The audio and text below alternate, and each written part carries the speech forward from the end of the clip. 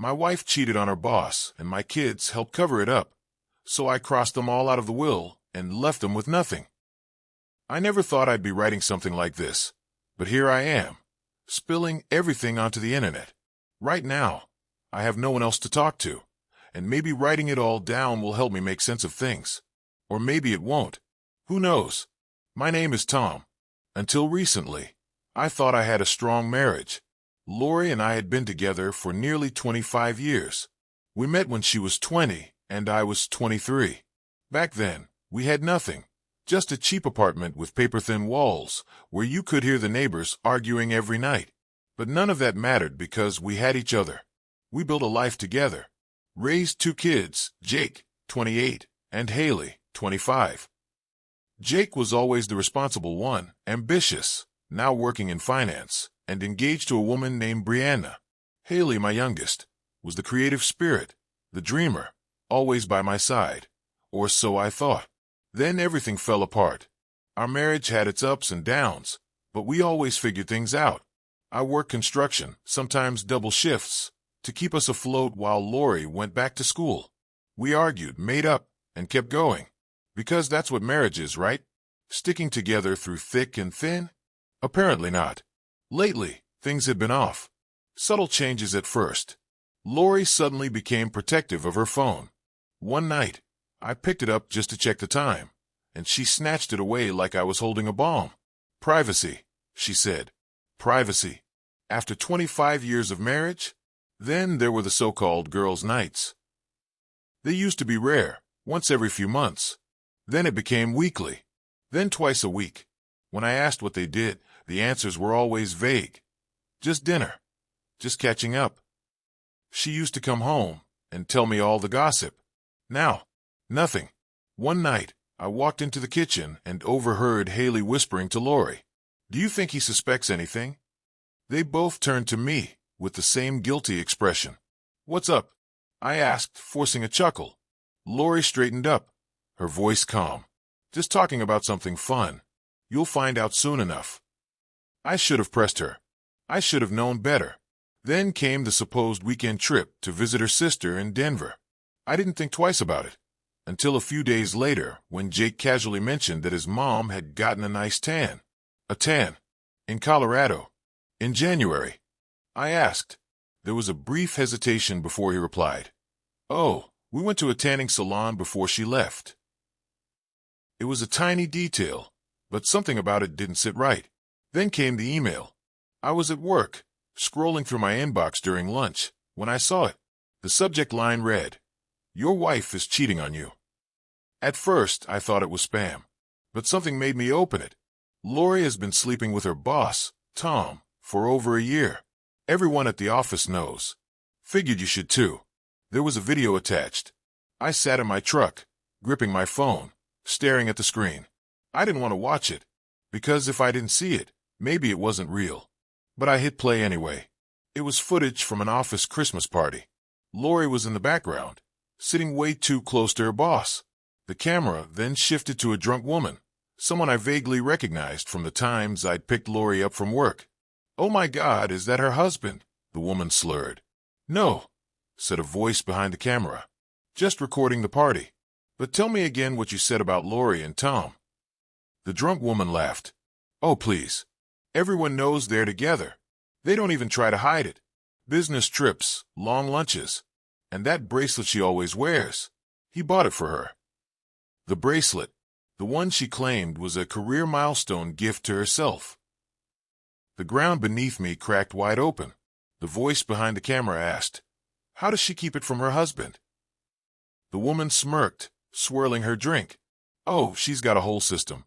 Little white lies, covering her tracks. He probably thinks she's shopping or working late. Meanwhile, she's with Tom." The video ended. I sat there, breathing hard, my head spinning. I didn't know who had sent it, but I had a good guess. Carla, one of Lori's co-workers. She and Lori had been at odds ever since Lori got promoted over her last year. Maybe this was her way of getting back at her. At first, I told myself it was just office gossip. A drunk woman talking nonsense. But then the puzzle pieces started falling into place. The sudden girls' nights. The vague answers. The bracelet. The tan. I couldn't go back to work. My hands were shaking too much. I told my boss I had a family emergency and left. Not home, though. I wasn't ready to face it yet. Instead, I drove to my best friend Vic's place. He took one look at me and knew something was wrong. I didn't say anything. Just pulled out my phone, hit play, and handed it to him. When the video ended, he let out a low whistle. Jesus, man. I stared at the wall. What do I do? Vic exhaled sharply. You sure it's real? I wanted to say no. Wanted to believe there was some innocent explanation. But deep down, I knew better. I need proof, I said finally. Solid proof. That night, I stayed at Vic's. Told Lori I had an emergency at a job site and wouldn't be home for a couple of days. She didn't even hesitate. Okay, be safe. Like nothing was wrong. Like she wasn't lying straight to my face. The ease of it made me sick. The next evening, she texted me, saying she was having dinner with Jake and Haley. Just a casual midweek get-together. Have fun, I replied. Then I drove to the restaurant where they usually met. I sat in my car for 20 minutes, waiting. Lori never showed. But Jake and Haley did, sitting at their usual table, without their mother. I gripped my phone and texted Jake. Hey, did Mom make it to dinner yet? A few seconds later, my phone buzzed. Yeah, she's here. Why? I stared at the screen, my stomach twisting into knots. They were lying. All of them. The people I trusted most had been covering for her, and they were about to find out exactly what that cost. The moment I saw that text from Jake, my hands tightened around my phone. I sat in my truck outside the restaurant, watching my son and daughter eat dinner like nothing was wrong. Meanwhile, Lori was nowhere to be seen. She wasn't with them, but she had told me she would be. I gritted my teeth, pulled up the location tracker we had installed on each other's phones years ago, back when she actually cared about safety and transparency. Hers wasn't at the restaurant. It was across town, at an upscale Italian place I knew well, the kind of place where you take someone you're trying to impress. My vision blurred with rage. My pulse hammered in my ears. I fired off one last text to Jake. You sure Mom's there? His response came fast. Yeah, she just got here. I nearly crushed my phone in my grip. He was lying. I didn't bother texting back.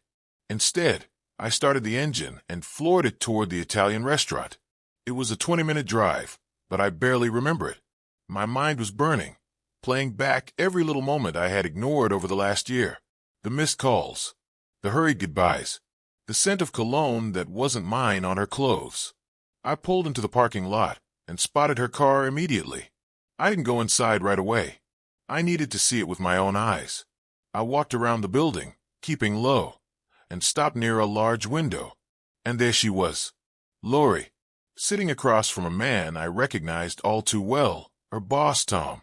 The two of them were deep in conversation, leaning in close, her hand brushing against his. She laughed at something he said, touching his wrist lightly, an intimate, familiar gesture, the kind of thing she used to do to me. I pulled out my phone and snapped a few pictures. Then I opened our family group chat, the one with Lori, Jake, Haley, my parents, my sister, her sister. I attached the pictures, and I wrote, Hope you're enjoying your dinner, Lori. Funny, because I thought you were with the kids tonight. Looks like your boss is enjoying your company instead. I hit send. Less than a minute later, my phone exploded with notifications. Jake. Dad, what are you talking about? Haley. Wait, what? My sister. Is this a joke? Lori, what the hell? My mother. Please tell me this isn't what it looks like. And then Lori's response. Tom, we need to talk. I turned off my phone and walked inside the restaurant. She didn't see me at first. She was still smiling, still playing her role, still thinking she was getting away with it. I stepped up to the table. Her eyes flicked up, and for a split second, she was still smiling. Then she saw my face, and her smile vanished. Tom. I dropped my phone onto the table, screen up, showing the pictures I had just sent to the whole family. Tell me, Lori, I said, my voice calm, measured, ice cold. What exactly were you planning to tell me? Her boss, her affair partner, looked between us, clueless at first. Then, as the realization hit him, his expression twisted into something between guilt and panic. Lori opened her mouth, then shut it, her face draining of color. I turned to Tom. You paying for dinner, or should I? Since you've been screwing my wife, I figure it's only fair you cover the check. The man stammered, but I didn't wait for an answer. I turned on my heel and walked out. Behind me, I heard Lori scrambling to follow. Tom, wait. Please, let's talk about this. I didn't stop. I got in my truck and drove home, knowing that nothing she could say would change what I had just seen. And when I got there, I started making arrangements. Lori thought she had covered her tracks. She thought her lies, her excuses, and her daughter's running interference for her had bought her safety. She had no idea what was coming next. The drive home was a blur. My mind raced through 1,000 thoughts, but one thing was clear. This wasn't just about Lori. My own children had lied to me, covered for her, protected her secret instead of their father. I pulled into the driveway and sat in my truck, gripping the steering wheel so hard my knuckles turned white. The house, our home, felt foreign now, like a crime scene. I wasn't ready to go inside, but I had work to do. First, I called a lawyer. My buddy Vic had been through a nasty divorce and had given me a name a while back, just in case. At the time, I had laughed it off, thinking I'd never need it. Now I dialed the number. A firm voice answered. Henderson and Tate. How can I help you? I need a divorce attorney, I said, my voice steady. As soon as possible. The woman on the line scheduled a consultation for the next morning. I hung up, took a deep breath, and then did the next thing on my list. I went inside and changed the locks. By the time I finished, my phone was blowing up again. Missed calls from Lori. Voicemails from Jake and Haley. I didn't answer. Instead, I poured myself a drink and sat at the kitchen table, waiting. Sure enough, less than an hour later, a car pulled into the driveway. I glanced out the window. Lori. She got out, rushed to the door, and tried the handle. When it didn't budge, she banged on the door hard. Tom, open the damn door. I took a sip of my whiskey and let her knock a few more times before responding. Not your house anymore, I said through the door. Not your key either. Don't do this. We need to talk. No, Lori. You need to talk.